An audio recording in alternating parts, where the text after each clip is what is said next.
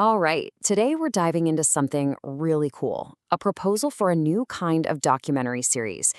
It's called Intellectual Salvage Missions. And honestly, its origin story is just as compelling as the show itself. It was born from this idea of a world that's just, well, saturated with distractions, and it all starts with a moment of real crisis. So let's jump right in. So, picture this: a chaotic, noisy marketplace. And right in the middle of it all, you've got this courageous tightrope walker. He's more than just a performer, right? He's a symbol of all of humanity's potential, striving high above the crowd. But then, disaster strikes. His journey comes to this sudden, tragic end.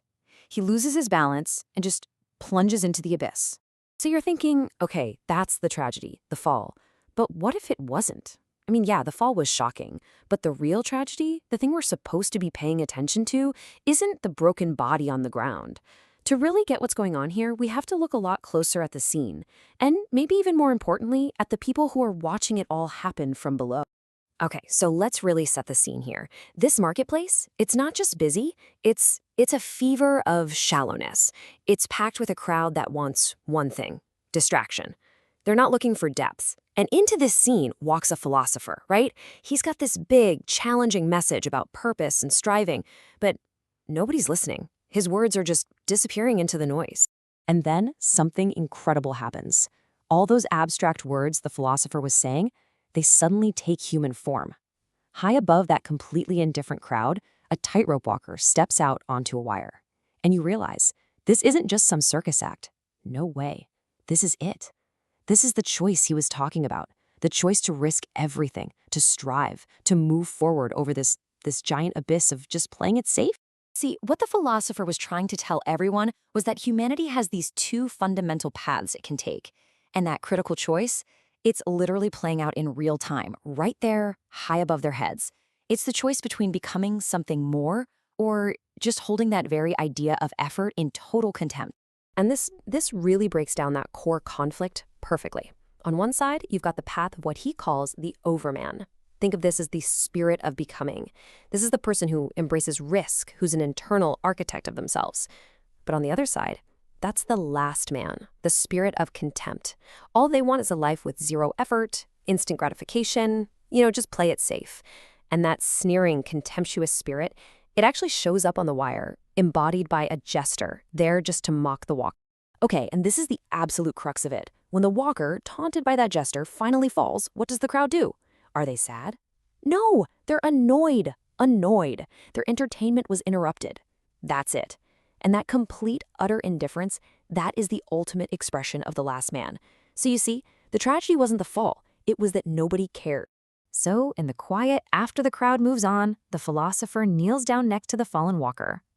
But here's the thing. He doesn't see a failure. Not at all. He sees a hero. He sees someone who dared to live for real, who chose danger and purpose over just being comfortable. And in that moment, everything changes for him. This is it.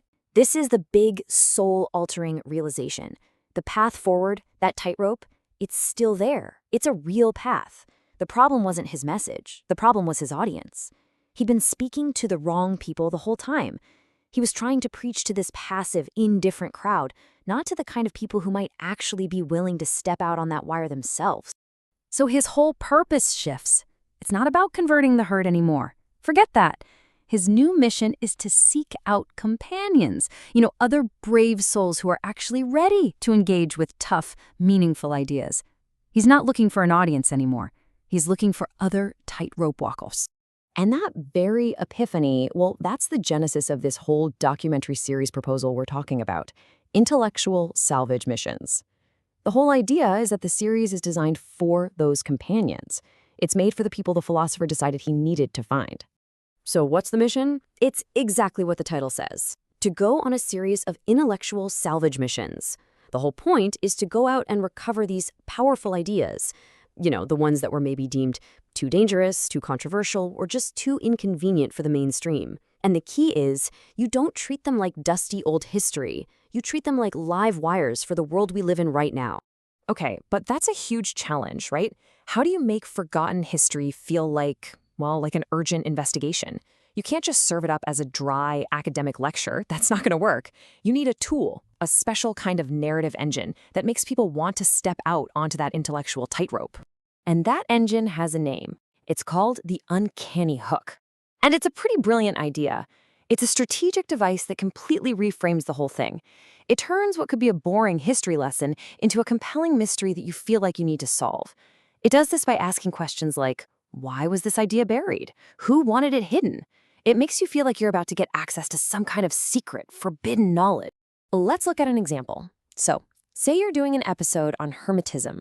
Without the hook, it's just a history lesson, but with the hook, it's framed as an investigation into the hermetic eclipse of the universal mind. Suddenly, you're not just learning facts, you're uncovering a lost universal mind that was deliberately hidden from us.